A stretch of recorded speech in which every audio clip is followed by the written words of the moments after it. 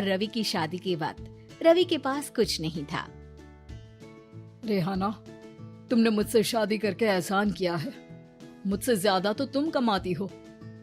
अरे तो क्या हुआ, एक दिन आएगा रवि कि तुम खूब पैसा कमाओगे। मुझे तुम पर पूरा विश्वास है।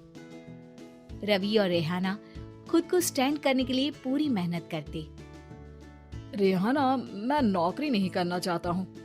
तो कोई बात नहीं, मैं नौकरी करके घर चलाती हूँ, तुम बिजनेस सेट करने की कोशिश करो। एक दिन।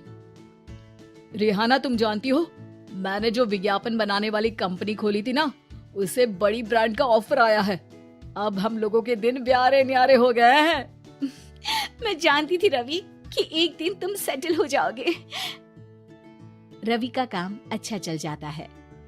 एक दिन वो रेहाना से कहता है, रेहाना, अब हम लोगों का बच्चा भी हो गया है। बहुत छोटा है वो, उसका ख्याल कैसे रखेंगे हम? कैसे क्या, मैं गांव से माँ को लेकर आ जाती हूँ। नौकरी से हाफ डे ले लिया करूंगी। अभी तो वो छोटा है, स्कूल जाने तक मैं मैनेज कर लूंगी। देखो रेहाना, मैं अब अच्छा कमा रहा हूँ। तुमको नौकरी करके परेशान होने की कोई जरूरत नहीं है।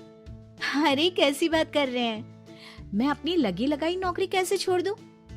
और मैंने तो सुना है हम लोगों को कुछ ही महीनों में सरकारी नौकरी मिल जाएगी। सरकारी नौकरी में कितना कमा लोगी? उतने में तो मैं ड्राइवर रख लूंगा। रेहाना को रवि की बात का थोड़ा बुरा तो लगता है।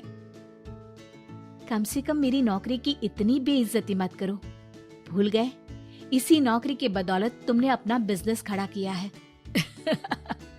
अरे वो तो मैं किसी के भरोसे भी कर लेता। देखो, अपने बच्चे को संभालो, घर का काम करो। अब बाहर जाती तुम अच्छी नहीं लगती हो।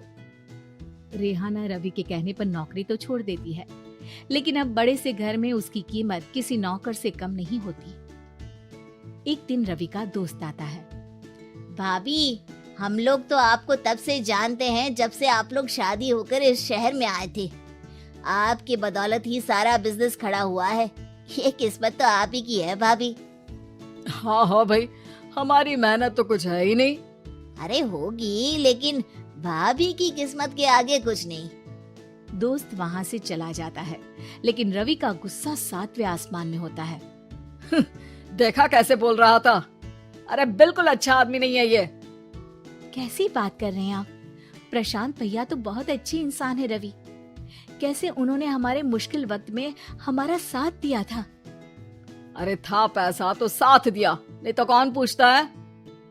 रवि का व्यवहार पैसा आते ही अलग हो गया। वो बंदे को बंदा नहीं समझता। घमंड से घिरे रवि ने तो एक दिन हद ही कर दी। रेहाना, मैं अब तुम्हारे साथ नहीं रह सकता हूँ।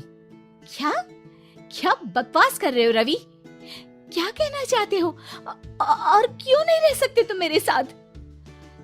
देखो, मुझे कोई और पसंद है और उसने साथ रहने पर बस यही शर्त रखी है कि मुझे तुम्हें तलाक देना होगा।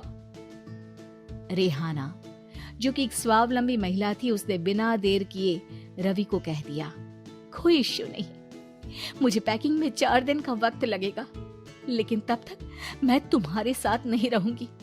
4 दिन के लिए तुम कहीं और शिफ्ट हो जाओ, मैं घर से निकलूंगी तो बता दूंगी। रवि घर छोड़कर चला जाता है। रेहाना को दुख होता है, वो रोती है, लेकिन व्यवहार से स्ट्रॉन्ग रेहाना को पति के वापस आने का और उसे सबक सिखाने का पूरा भरोसा था। फिर एक दिन, अरे शुशिका, कब शादी करोगी तुम मुझसे? यार मैंने तो सोचा था तुम शादी से पहले मुझे विदेश लेकर जाओगे, महंगी कार दिलाओगे। अरे सब दिला दूंगा, लेकिन पहले मुझसे शादी तो कर लो। हाँ हाँ, क्यों नहीं। मैं कुछ दिनों के लिए अपने मम्मी पापा के पास जा रही हूँ और लोगों से अपनी शादी की बात करूंगी। अरे शुशिका, कैसे रहूंगा मैं तुम्हारे बिना? अब तो शादी ही होने वाली है हम लोगों की। शुशिका रवि को छोड़कर चली जाती है। रवि घर आता है, जहाँ रेहाना को ना पाकर उसे सब अजीब लगता है। घर तो रेहाना के बिना कुछ नहीं है, बच्चे की याद भी आ रही है। चलो एक वीडियो कॉल कर लेता हूँ। रवि रेहाना को वीडियो कॉल करता है, लेकिन रेहाना फोन नहीं उठाती। रात को सोते वक्त, मन कर रहा है मुन्ने को गले लगा लूं। चलो कोई ना, शुशिका से शादी के बाद मेरे और भी बच्चे होंगे। अगले दिन रवि ऑफिस जाता है जहां टीना खड़ी होती है। सर, आपने अपने नए ऐड के लिए मॉडल की रिक्वायरमेंट डाली थी ना, मैं उसी के लिए आई हूँ। रवि टीना को देखकर खुश हो जाता है। अब शादी हो गई है तुम्हारी? नहीं सर, बस अच्छा सा हैंडसम और अमीर लड़का देख रहे हैं मेरे मम्मी पापा। रवि के दिमाग से तो टीना को देखकर शुशिका का ख्याल भी खत्म हो जाता है। अरे यार, ये लड़की मिल जाए, कितनी सुंदर है। शुशिका तो इसके आगे कुछ नहीं है।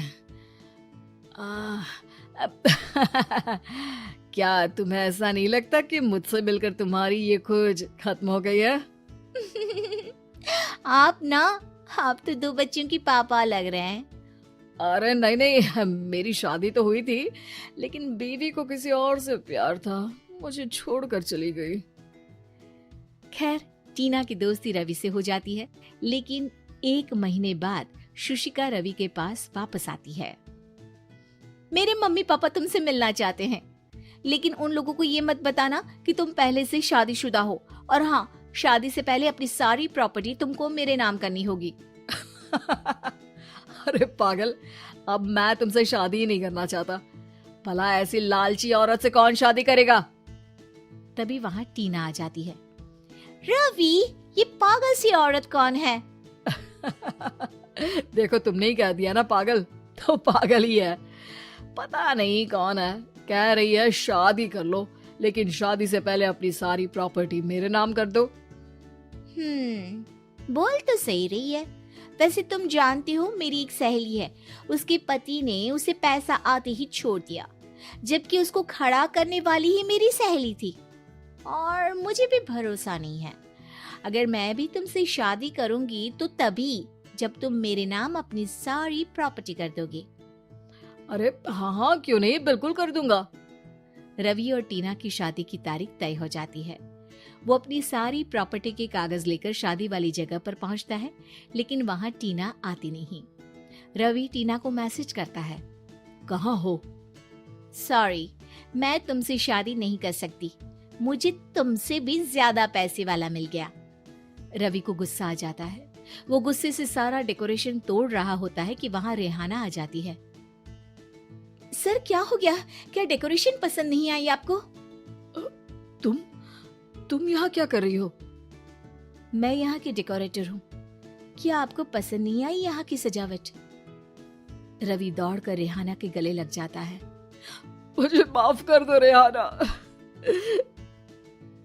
रवि रेहाना के गले लग जाता है और रेहाना टीना को थैंक्स का मैसेज करती है।